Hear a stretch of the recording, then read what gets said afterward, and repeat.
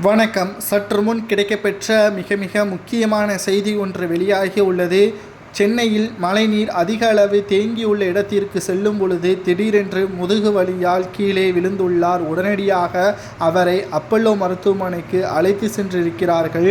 அதிமுகவின் நிர்வாகிகள். எடப்பாடியின் உடல்நிலை தற்பொழுது எப்படி இருக்கிறது என்பதை இந்த வீடியோவில் முழுமையாக தெளிவாக நாம் பார்க்க போகிறோம். அது மட்டுமல்லாமல் அவர் எப்பொழுது வீடு திரும்புவார், அது மட்டுமல்லாமல் அதிமுகவில் நடக்கக்கூடிய ஒவ்வொரு நிகழ்வுகளும் எடப்பாடி பழனிசாமி தலையில்தான் மிகப்பெரிய ஒரு இடிவிலும் அளவிற்கான செய்தியாகவும் பார்க்கப்படுகிறது.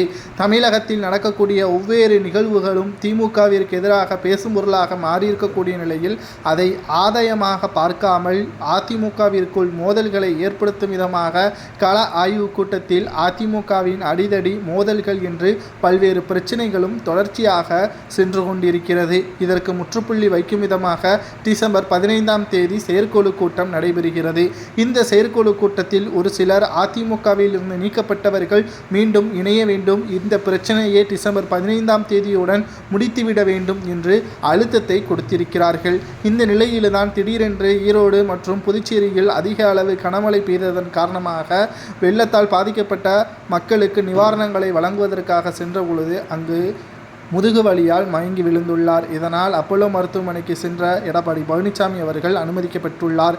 இதனால் ஒரு சிலர் கூறுவது என்னவென்றால், செயற்குழு கூட்டத்தை ரத்து செய்ய வேண்டும் என்பதற்காகத்தான் எடப்பாடி நாடகமாடுகிறார் என்ற ஒரு சிலர் கூறி வருகிறார்கள். காரணம், செயற்குழு கூட்டத்தில் நிச்சயமாக எடப்பாடி பழனிசாமி அவர்களுக்கு எதிராக இருக்கக்கூடிய ஓபிஎஸ், வைத்திலிங்கம், மனோஜ் பாண்டியன் இவர்கள் கட்சியில் இணைக்கக்கூடாது என்பதை நேரடியாக பேசினால் தன் மீது கோபங்கள் உண்டாகக்கூடும். ஆனால் பொதுச் செயலாளர் இல்லாமல் செயற்குழு நடத்த முடியாது என்ற காரணத்தினால் இந்த செயற்குழு கூட்டத்தை ரத்து செய்வதற்கு எடப்பாடி போட்ட நாடகமா என்றும் ஒரு சிலர் கடுமையான விமர்சனத்தையும் முன்வைத்து வருகிறார்கள்.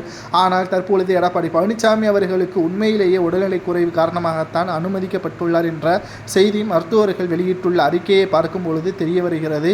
வயது மூப்பின் காரணமாகவும் அவர் ஏற்கனவே கடந்த சில ஆண்டுகளாகவே முதுகு தண்டு வலியின் காரணமாக கேரளா போன்ற சித்த வைத்தியங்களை பார்த்து வருகிறார். இந்த நிலையில்தான் தற்பொழுது ஆங்கில மருந்துகளையும் பயன்படுத்தி வருவதால் அதிக அளவு வலிகள் ஏற்பட்டதன் காரணமாகத்தான் இந்த நிலைமைக்கு அவர் சென்றுள்ளார் என்றும், நிச்சயமாக செயற்குழு கூட்டம் நடைபெறும், அதில் நான் கலந்து கொள்வேன் என்பதற்கேற்ப அவரது தீவிர ஆதரவாளர்கள் தெரிவித்திருக்கிறார்கள். இன்று இரவிற்குள் எடப்பாடி பழனிசாமி அவர்கள் வீடு திரும்புவார் என்ற தகவல் கிடைக்கப்பெற்றுள்ளது. ஆனால் அதிமுகவை பொறுத்தளவிற்கு ஒன்றிணைந்த அதிமுகவால் மட்டும்தான் வெற்றியடைய முடியும் என்பது இங்கு மிக முக்கியமாக நம்மால் பார்க்கக்கூடிய ஒரு செயலாக பார்க்கப்படுகிறது. இதை பற்றி உங்களது கருத்துக்களை கமெண்ட் வாயிலாக கூறுங்கள்.